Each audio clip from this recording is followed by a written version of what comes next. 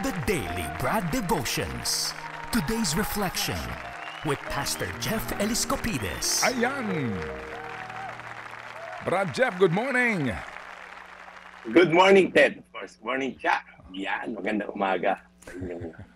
Tito Dalawa. Peps ng datingan. Good morning, Pastor! Morning, Brad. Sige, so mukhang kagigising mo lang ba, Brad? Nag-dedicate ako kagabi ng isang vessel, tanker actually, small tanker. Ayan. Kaya medyo sa may Malabon Port, Brad, Ted, meron pala shipyard doon.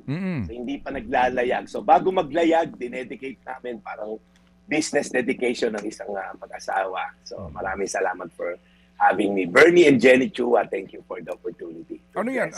Paano ka nila nakilala? Member ng church nyo o nanonood rin sa atin, nakikinig sa atin? Member ng church, Brad Ted. So, Okay, member very ng- good. Sige. Pero lagi ring nakikinig, Brad Ted. So Uy, ayun, nakikinig ngayon yun. Salamat po na marami at Godspeed dito po sa inyo pong kabuhayan. Alright, so Brad, ito na ang ating buhay this morning. Nagbibigay buhay sa ating lahat ang mensahe po hatid ng The Daily Brad. Go, Brad. Happy birthday muna sa akin, Tita Dory Razon. Alam nyo, ingat tayo sa mga scammers, yung marina binalita nila, Brad Ted. May plano po sa atin ng Diyos. At ito pong plano na to ay maganda. At sabi nga po niya, I have a plan for you, plan to prosper you, not to harm you. At bigyan daw po tayo ng magandang future at saka pag-asa. At this week po, pag-uusapan natin, paano bang marating yung destiny o yung plano ng Diyos para sa atin. 5 po itong steps na pag-uusapan natin. At sana po makatulong to sa pagdiscover sa inyong plano ni Lord para sa inyo. Ang sabi rin po sa isang libro sa Bible, sa Book of Hebrews, there's a race marked out for us. Meron daw pong karera na itinilaga ang Diyos para sa atin. At magagamit nga po natin yung buhay na itinilaga para sa atin para ma-reach natin yung destiny na meron sa atin ang Diyos. At since maganda po itong karera na to, ang goal po ng Diyos, matapos natin to with flying colors. Di ba po, napag-usapan din natin many times ito, yung sinabi ni Paul, yun yung parang nakasulat sa kanyang tombstone. Sabi niya, I have fought a good fight, I have finished the race, I have kept the faith. Yung po rin din yung goal ko.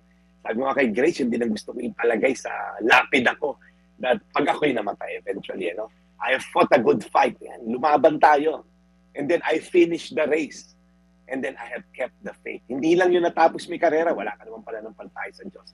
Yun yung magandang parang i-picture natin na maging ending natin. However, kailangan po natin malaman, merong kalaban ang Diyos dito sa karera na gusto para sa atin. Si Taning nga, ayaw niyang marating mo yung finish line, mag-o-offer siya ng mga diversion, mag-o-offer siya ng somehow parang detour, dito ka na lang. Madaliin mo yung destiny ni Lord, enjoyin mo, madali yumaman dito. Mangurap ka lang. Mag-under the table. Okay, dumikit ka lang sa mga nasa posisyon. Yayaman ka rin. Alam mo yon? Ito lang, mag-i-enjoy ka rin sa mga bagay na yan. Madaliin mo. Huwag kang dumaan sa proseso ng Diyos. Eventually, ang goal nito ma-disqualify ka sa race. Kaya dapat po, aware tayo. Kaya ang unang hakbang po is the word discovery. Discovery. Yan po ang unang hakbang upang malaman natin na meron palang eternal plan ng Diyos sa akin. Hindi lang pala yung mga memorial plan. May eternal na plano ang Diyos. Kaya po sa Colossus 3:2, sabi po rito, ang mga bagay na panlangit, ang isaisip ninyo. Hindi ang mga bagay na panlupa. Ang ganda po ng phrase na to. Kasi nga po, madalas nakafocus tayo sa mga temporal at physical. Ang mga goal natin, yumaman, gumanda yung health. Okay po lahat yan. Physical, financial, relational, pero hanggang dito lang naman po sa lupa yan. Namatay po yung pinakamayaman tao sa lupa, si Steve Jobs dati. Wala namang nadalang yaman din sa kabaong niya. So, wag po tayo mag-focus masyado sa temporal at sa mga physical. Mag-focus daw po tayo sa spiritual matters. Mag-focus po tayo sa mga eternal matters na may Diyos na lumikha sa atin na tayo po ay body, soul, and spirit na tayo po eternal. Again po, yan lang muna po yung unang steps natin hanggang Friday pag-usapan natin yan. Colossus 3:2, ang mga bagay na panlangit, ang isaisip ninyo, hindi lang ang mga bagay na panglupa. Ay, manalangin, Panginoon, nandito po kami sa unang hakbang yung discovery. na malaman namin na may plano ka, malaman namin na ang plano mo ay maganda, na malaman namin na may karera kang itinalaga para sa amin, para tapusin. At nandyan ang iyong grasya, ang awa, upang matapos namin to. Kaya Lord, today, it's enough na malaman lang namin na may Diyos na lumikha at may Diyos na gusto kaming maging successful sa buhay. Salamat po dahil ang mga focus namin ay mga bagay na pang-eternal at pang-kalangitan. Hindi yung mga bagay na dito lamang sa lupa. Dahil hanggang dito lang yan. Sa pangalan ni Jesus. Amen. Amen. Amen. Mahal na Panginoon, salamat po ng marami muli sa pakikinig po sa magandang balitang inihatid ni Brad Jeff Eliscopides ngayong po Monday morning. Lord, we pray na lagi niyo po siyang aalagaan, gagabayan po sa kanyang pagmimisyon.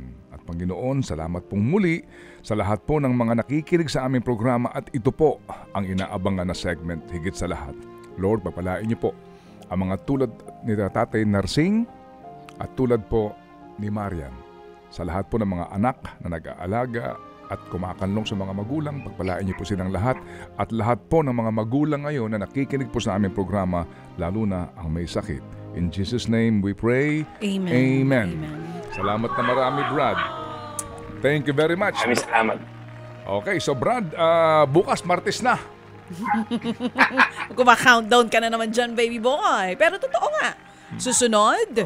Miyerkules. Tapos, Huwebes. at Biyernes ulit, mga kapatid. But we Parang take- ngayon lang. Lunes na naman, no? But Pero, we take it one day at a time. yes, ayan nga. Okay, Tito Tama, Peps. Brad Ted. Oo nga, ang bilis ng panahon, Brad Ted. So, kaya dapat araw-araw bubuhay tayo na mayroong eternal perspective din. So, I have to go, Brad Ted. Monday ngayon. Naka-ready na yung ating mga gawain dito. Alam mo naman, Lunes, day off ko. At marami tayong gawain. Yan! Ito po yung Daily Brad, your daily dose of inspiration. Thank you. Serving the people, Brad Jeff Eliscopides. Ted Filon at DJ Chacha. Ngayon, nasa Radyo 5, 92.3 News FM. Monday to Friday, 6 to 10 a.m.